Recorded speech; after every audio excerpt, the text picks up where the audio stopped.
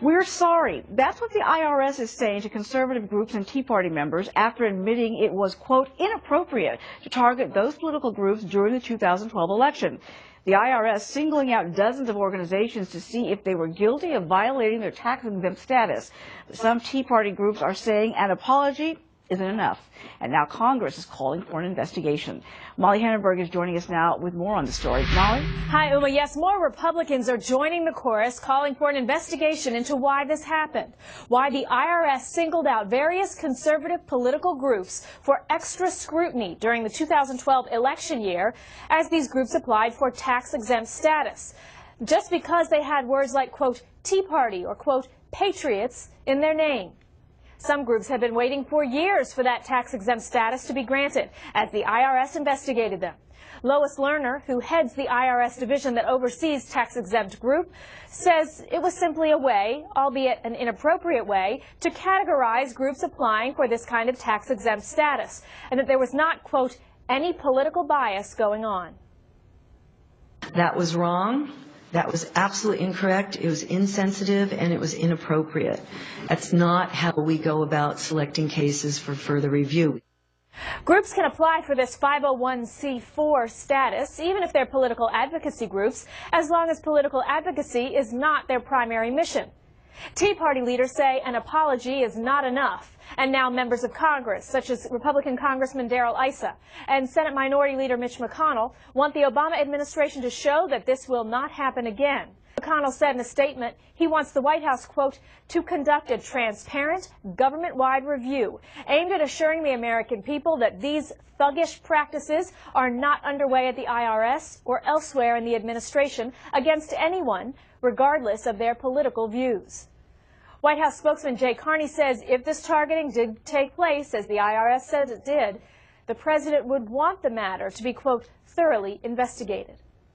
Uma? Molly, thank you very much. So with conservatives condemning the IRS for what they're calling unlawful harassment, some Tea Party leaders are refusing to accept the tax agency's apology. The co-founder of the Tea Party Patriots, Beth Martin, is saying the IRS's actions reaches what she calls a new low in illegal government activity. She joins us now. Thank you so much for being here. Thank you, Uma.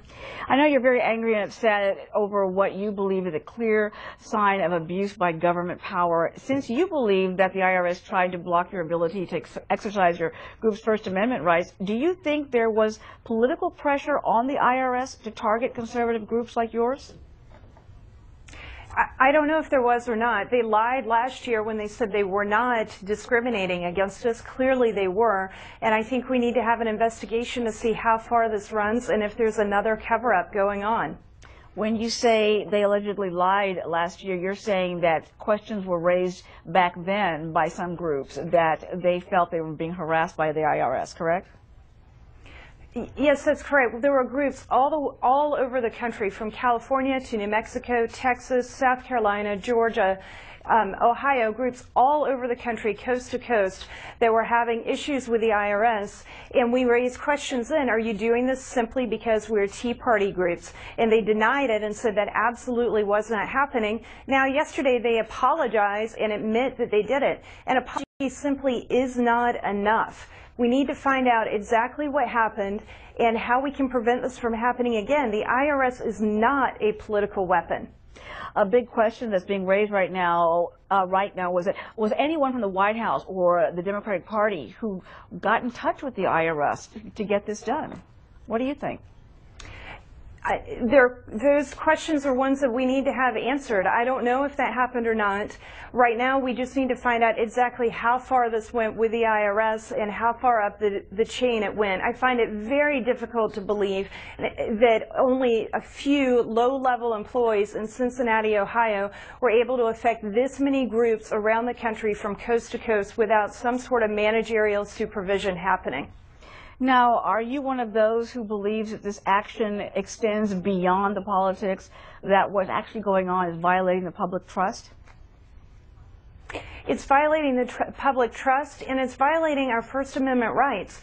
When the IRS came back and started questioning us in late 2011 and early 2012, and remember, my group applied for 501c4 status in 2009. We've never had a definitive answer, and we applied for 501c3 status in 2010. No answer. They wanted every single Facebook post and comment on our Facebook page, every email we sent in the names of any congressman or senator or staffers that our supporters from around the country talk to. It's a complete violation of our First Amendment rights. We have the right to talk to our congressmen and senators as citizens, and the IRS doesn't need to be asking for that much information from us.